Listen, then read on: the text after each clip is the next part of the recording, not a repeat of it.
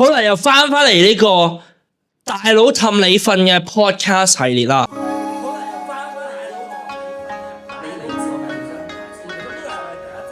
我係大佬，咁大佬意思係咁呢個係我哋第一集，所以都要循例做一個自我介紹嘅。係，你自我介紹先。我係 Steven，大家好。我係大佬，咁大佬以前係喺一啲唔講得嘅，但係好重要嘅地方做一啲好重要嘅職位，亦都得到好多好重要嘅資訊嘅。我只能咁講嘅啫。其他人真係唔講得嘅，但係希望做一個資訊嘅公眾化，幫助大家去學習到唔同嘅，都唔好學習啦，了解世界時事啦，亦都同大佬建立一個親密嘅單向關係啦，親密單向關係好係啦。係今日要講咩？今日係咪講呢個 mineral steel 啊？今日係講呢個係啊，烏克蘭同美國嘅呢個 rumor 啊，話係5000億美金嘅係個 mineral steel 係啦。咁就講呢個。究竟乜嘢促使到烏克蘭願意同美國簽呢個 deal 啫？或者我哋咁講啦，即係簡單咁講，即係烏克蘭想要啲咩，美國想要啲咩啊嘛。係啊，烏克蘭一定最想要嘅就係安全保護啊嘛。係咯，即係簡單嚟講保護。但係美國一定唔控制啊嘛，係咁所以而家美國大概嘅姿態咧，亦都唔係姿態啦。Trump 亦都講得好明啦，就係咧嗱，我哋唔俾你軍隊啦，歐洲要負責多啲，係啦，歐盟要負責多啲，因為呢啲係歐洲嘅事，唔係我哋美國嘅事。係，但係咧，我哋美國咧，至少我哋同你一齊做生意，咩意思咧？你俾你嘅礦藏資源俾我哋喺嗰度起廠、起工、起基建、起路，係咪先？全部都係可能美國公司、美國資金，至少俄羅斯會睇到啦。佢嘅話語佢嘅話語啫，OK，至少俄羅斯會睇到就係你仲同我哋美國係有呢個商業來往啊嘛，咁美國嘅錢喺嗰度，美國公司喺嗰度，佢咪唔會打你咯。嗱，我哋只係講呢啊，佢口頭上就係咁講，OK，大概就係咁樣樣嘢，OK，我哋唔俾你軍隊，但係至少你知道我哋同你生意上有來往，OK，咁樣啫，OK，咁樣講，明白。 OK， 嗱，好，因為我睇到啲數字係嘅，我覺得好奇怪嘅，就係俄羅斯佔，如果依家仲未畫嗰條界噶嘛，邊啲地方屬於俄羅斯？係啊，仲係以後嘅談判嘅路。係啦，咁但係我假設啦，即係因為佢俄羅斯佔領咗好多東烏嘅地方，而嗰啲地方都係擁有嘅礦場咧，即係講緊尤其是煤啦，60%嘅喎，咁我。特朗普簽呢個 deal 係同東烏簽，點解佢唔同俄羅斯簽咧？即係如果以佢想攞呢個礦呢個商業嘅角度，唔係咁你要睇嘅，即係你唔係淨係特朗普一個人就係代表成個美國嘅所有嘅呢個官僚體制噶嘛？即係你想象一句就係本身人哋嘅國務院係咪先？即係人哋 State Department 咯，做咗咁多年嘅呢個外有180幾個國家外交關係，佢突然間同你講就係嗱，你睇下咧，總之咧有一方咧就係咧，因為佢夠大夠多人啊，佢就同一個細啲嘅國家開戰啦。開完戰之後，佢擺咗啲資源咧，我哋同佢講，不如我哋將個餅仔分咗佢啦。咁即係咩意思先？你同全世界講，咁即係你大啲個國家食細啲個國家，跟住我哋仲可以同你分咗個點。咁即係咁你傳達咩信息先？係咪先？即係你即係嗰啲國務卿有都難做噶嘛？即係點去同人哋講話？我哋會同你建立一個 diplomatic relationship 先，係咪先？即係我哋同你建立一個外交關係，但係佢係有好多唔同嘅地緣政治嘅因素影響嚇，即係有一啲唔同嘅地緣嘅安全嘅一啲隱患嘅，好多國家都係啦。你睇邊個州都一定係噶啦，領土爭議又好咩都好，突然間嗰個國家恃住佢自己可能多啲軍隊。先進啲嘅科技，一嘢食咗嚟，跟住就話，食得啱，我住分開一啖咁樣，咁好似唔係太講得去噶嘛，係啊，唔係明面上唔係太講得去，係啊，但係依然有呢個隱憂嘅，有隱係啊，係啦，隱憂喺度嘅。咁好啦，咁如果我齋睇佢哋依家簽嗰個mineral steel 啦，啲人就不停咁提稀土呢一隻字。其實稀土係咪真係咁重要咧？同埋關我哋咩事咧？嗱，咁講啦，稀土咧。嗱，我哋會釐清一啲嘅邏輯上嘅啲概念嘅，OK？你睇稀土呢兩個字咧，稀土嘅稀咧，唔係真係個意思係佢好稀有。稀土本身佢嘅呢個礦物，個礦藏，係好多嘅，其實係喺地殼上邊，佢係充足嘅資源嘅，OK？但係只要講點解係叫稀土咧，係因為咧佢 spread 得太開啦，佢太過稀疏。係啦，佢即係你掘一嚿大石，可能入面一少少，咁所以我哋就要開採成本高，人力物力資源所有資源都係高嘅，呢個先係個關鍵性嘅問題，係啦，所以就叫稀土，係啦，呢個就係稀土嘅。咁響 mineral steel 裏面，除咗稀土以外，因為稀土好堅密啊，成件事。咁除咗稀土以外，仲有啲咩咧？係咪鋰啊嗰啲都有關係嘅咧？仲有鋰，唔係啊！我講鋰電池嗰啲鋰，仲有乜嘢都冇晒，仲係 OK 係。唔係，我明你意思嘅，即係嗱咁講先。嗱，你睇翻成個稀土咧，我啱啱定義咗啦。稀土第二個因素點解佢係咁關鍵性先？就係因為咧有好多嘅地方用嘅稀土咧，佢冇得取代嘅。即係咩意思咧？譬如話，你依家睇住我哋嘅，你嘅手機 screen 上邊，你可以做到 touch screen，就因為有一樣嘢叫 indium，OK？indium 咧呢個就係其中一種稀土啦。稀土有17種嘅元素嘅，其中一種就係你依家點緊你個 touch screen 嘅 indium 啦。咁咧，不論係 indium 也好，或者我哋經常聽到一種叫永恆磁鐵，OK？永恆磁鐵入邊有一種 neodymium 嘅，OK？你唔明都冇所謂，因為大佬做過好多好重要嘅秘密嘅工作，所以佢會接觸到好多呢啲咁嘅稀有嘅稀土，係啦。咁跟住咧，呢啲 neodymium 咧，佢造成嘅呢個永恆磁鐵咧，你冇得用第二種金屬嚟取代 neodymium，所以佢係第二個原因點解稀土其實唔係咁 gimmicky 嘅，佢真係有佢嘅重要性嘅，冇得取代嘅。係，但係咁講先，稀土本身個市場佢唔係好大嘅啫，佢講緊係呢而家嘅研究講緊嘅係一年嘅嗰個 economic value 啦，嗰個經濟價值啦，講緊齋礦床啊，礦床咧即係礦床資源啦咁講，每年生產嘅係講緊65億美金，65億美金係咩數字咧？就係講緊一年嘅石油生產全球係佢嘅276倍。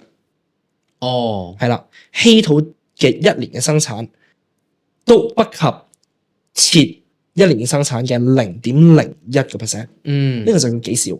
但係佢好重要，佢又好重要，係啦。所以其實喺呢單 deal 入邊，佢唔會話係個稀土值5000億美金，而係呢個鋰係好值錢嘅，呢個 lithium 同埋 cobalt。因為有大家記住，只要有鋰，乜都好，乜都傾得好，係啦。有鋰絕對冇問題。OK。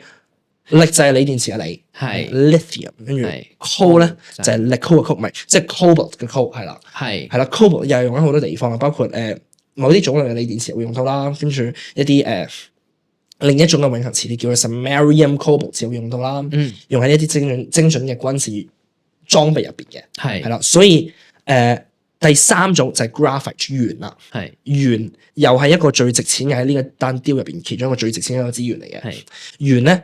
用喺電動車電池嘅負極啦，同埋好多嘅核電廠入邊要令到嗰個能源生產穩定嘅，嗰啲鉛嘅 rods， 嗰啲鉛嘅嗰啲棍啊，係啦，咁咧呢啲都係講係一個關鍵性嘅資產點解？因為以後咧我哋要譬如話 AI 用到咁多電力生產，咁我哋有啲咩替代嘅方案？我哋嘅National Power Grids 我哋本身咧透過煤炭供應電或者我哋透過各種方向供應電唔夠用嘅，我哋要發展而家嘅方向就可能發展核電啦。咁核電又係一個新趨勢，核電又用到 graphite，我哋 secure 到 graphite 喺呢單 deal 入邊，亦都係好重要嘅。係啦，嗱，你講到話稀土佢本身嗰個量其實唔係少嘅，只不過係因為佢係非常之重要，亦都不能取替嘅，所以佢會唔會變成一個類似係戰略性嘅資源咧？佢已經係一個戰略性嘅資源嚟㗎啦，因為咧唔止仲有一個因素我哋未講到嘅，就係咧佢嘅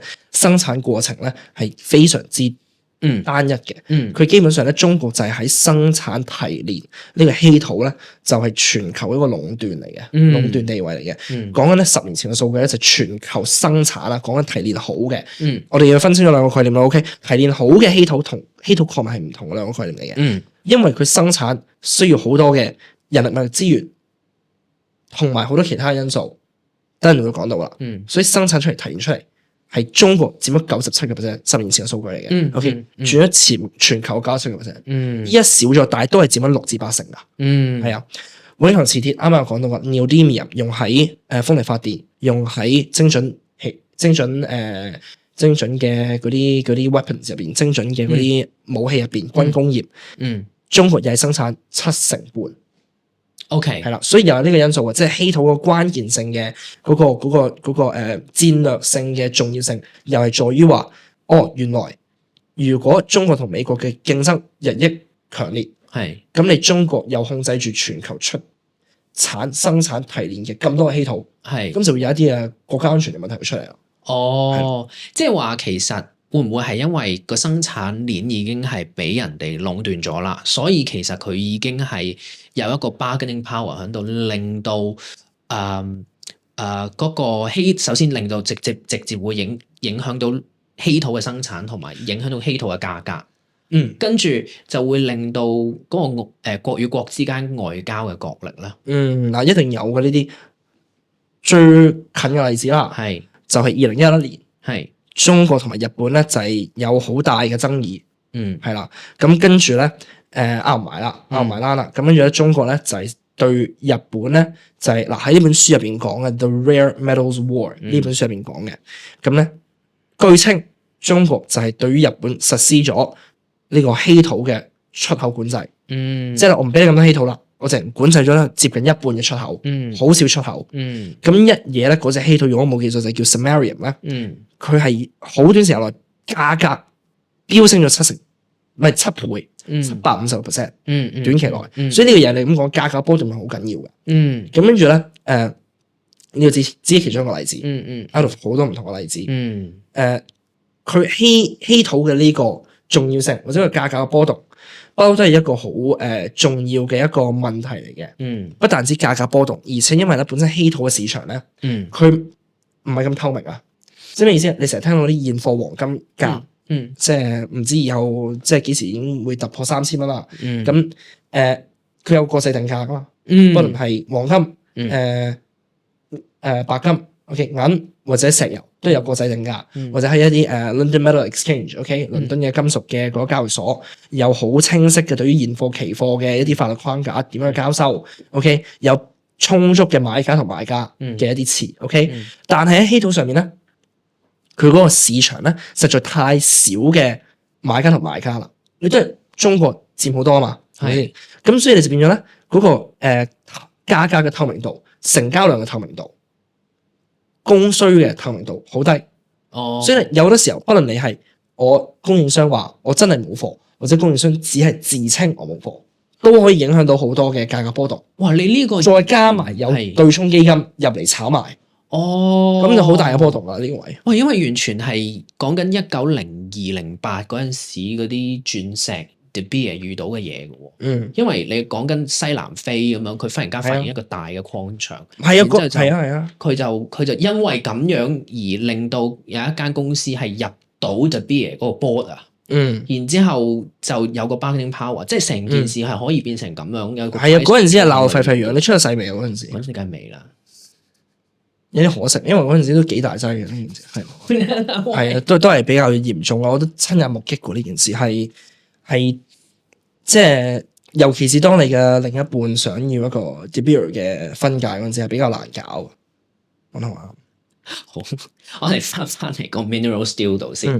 我反為係好奇，就係話好咁呢個 mineral steel 佢其實嗰個 mineral steel 係嗰個礦場，烏克蘭礦場嗰個數量係咪大到令到美國係覺得可以幫到美國嘅生產鏈咧？即係 significantly， 即係嗱，所以我哋亦都同時間實時去釐清好多個概念啦。你啱啱問到係礦床同埋生產鏈，嗱，完全兩回事，你唔可以混為一談。你唔可以同一句子入面問嘅。佢有礦床，不代表佢有生產鏈，不代表佢有生產量。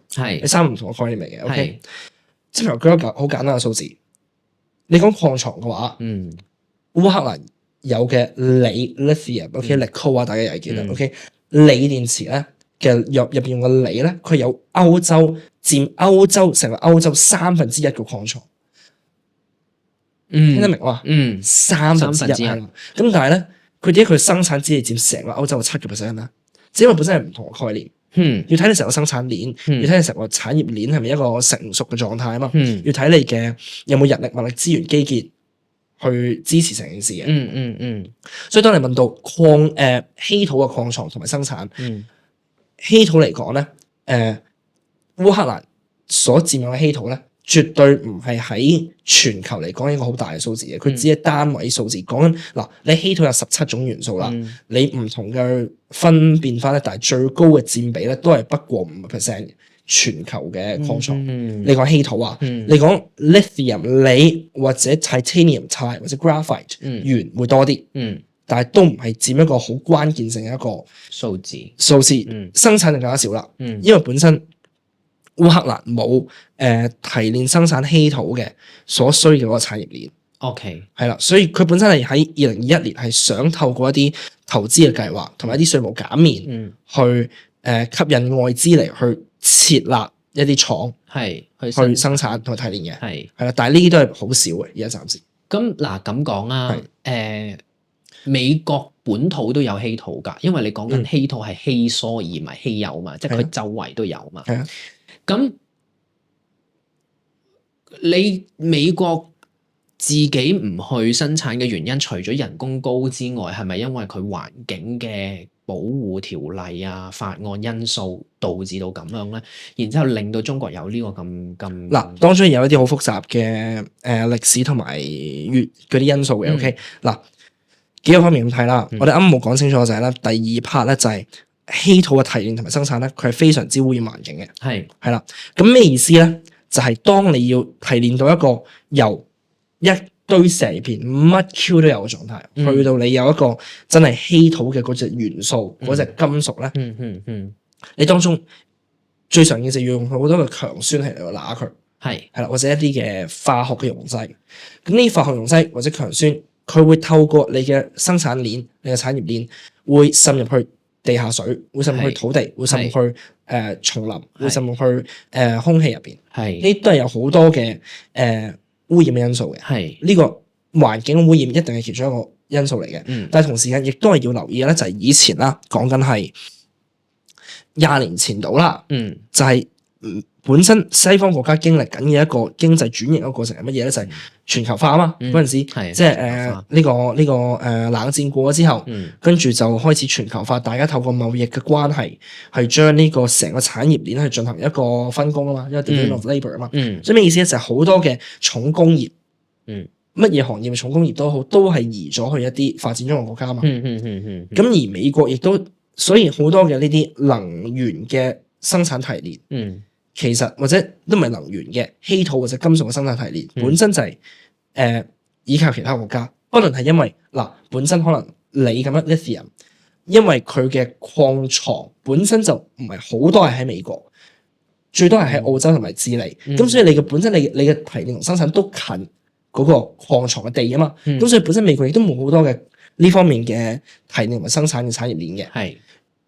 咁當然啦，呢個亦都係一個因素啦，外判咗。同時間，中國喺90年代開始已經非常之重視稀土呢個工業，係啦。咁咧嗰陣時咧就係即係咁多人嘅呢個國家嘅領導人啦，都係有好重嘅工業或者化學嘅背景嘅，係啊，所以就導致到由90年代開始，一路發展出嚟咧，就係令到中國係有一個叫做喺內蒙啊，有一個叫包頭市。包頭市咧就係全球最大嘅稀土嘅生產提煉嘅點。基本上大家已經俗稱佢做稀土嘅矽谷。Silicon Valley of Rare Earth。係啦，咁佢係經過咗幾十年嘅一個戰略嘅安排啊，所以令到大家都喺度講嘅就係咧，你石油就有 OPEC。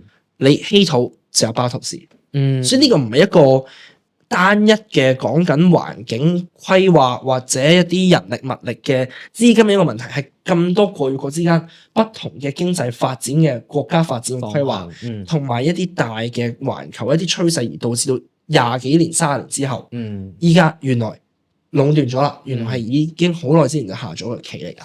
嗱，你講到咁樣啦，咁如果我係美國，因為我用咗好多稀土噶嘛，即係我生產好多啲 iPhone 啊、軍工業嘅嘢啊，甚或乎係green energy 嘅嘢啊，即係譬如太陽能板啊，都會用到稀土嘛。你講到咁，我有冇得 recycle 咧？嗱，你又問到一個好好嘅一個問題，因為咧，依家好多嘅不但止稀土啦。有一個定義叫關鍵性嘅資源、關鍵性嘅礦物。咩意思？關鍵性礦物咧，亦都包括稀土嘅。點解有個新嘅 term 叫關鍵性嘅礦物咧？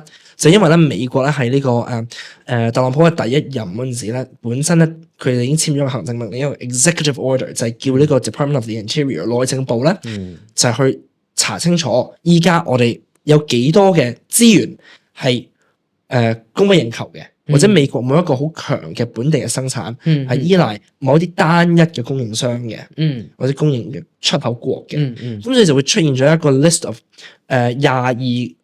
廿二個，再增加到30個，最後再增加到50個 list of 50種元素，佢係叫做關鍵性礦物嘅資源，包括稀土，包括鋰，好多包括呢啲嘅。咁當然咧，佢背後點解會有呢個 list 就係因為我供不應求，我有新嘅趨勢，包括佢哋自己特朗普自己嘅內政部都已經承認咗，已經有一個假設嘅就係風力發電會佔到2030年嘅全國嘅電力供應嘅20%。咁而呢啲風力發電又會用到稀土入邊嘅 neodymium 嘅呢個永恆磁鐵嘅呢個應用。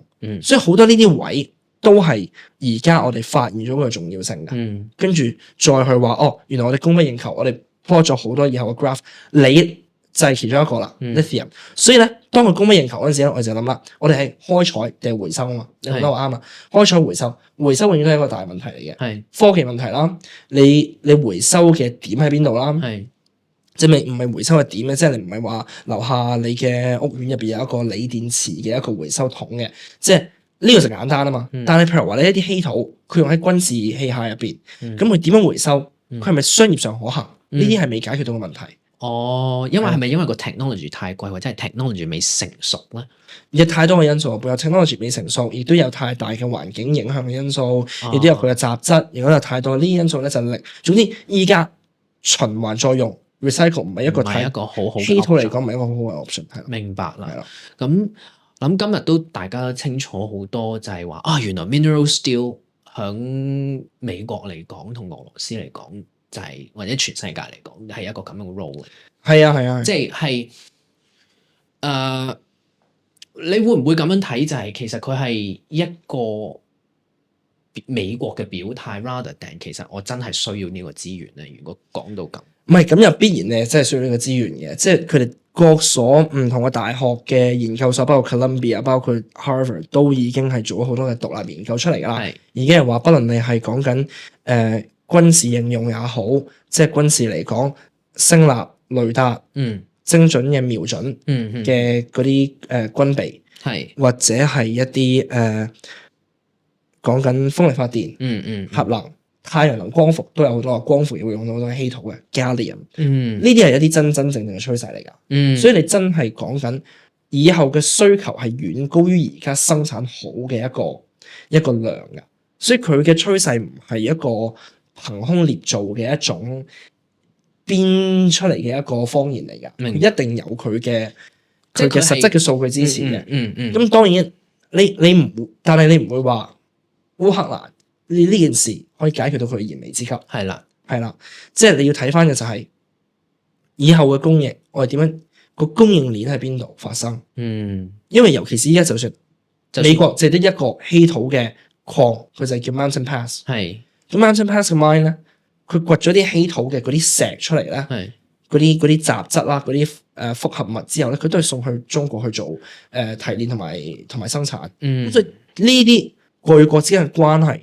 點樣去釐清或者點樣去，其實未必解決到㗎，即係因為永遠呢啲都係你冇可能一個國家去做晒所有成個產業鏈，咁但係你係咪一定又要做呢？又要睇以後嘅佢哋之間嘅博弈啊嘛。但係佢本身有咁嘅需求係啱嘅，而佢係咪解決到你燃眉之急，仲好長路以下。係咯，好啊。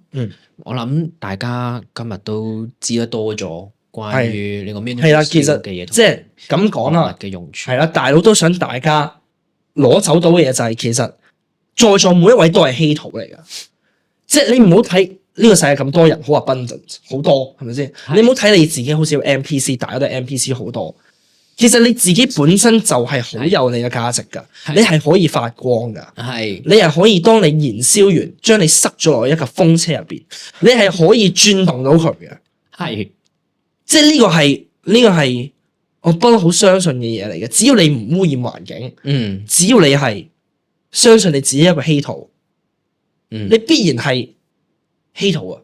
只要你信，你就係噶。即係我哋身體裏面都有可能有稀土嘅元素，然之後可以 extract 出嚟貢獻出嚟。呢個係絕對有一個理論上嘅可能性嘅，數據上可能太低啫，個含量太低啫。因為如果你身上有太多嘅鋰嘅話，你應該過唔到機場嘅安檢嘅，應該係啦。係咁，所以呢個係比較難搞嘅。即係如果你身體上有太多嘅 neodymium 咧，你就唔好亂食嘢啦。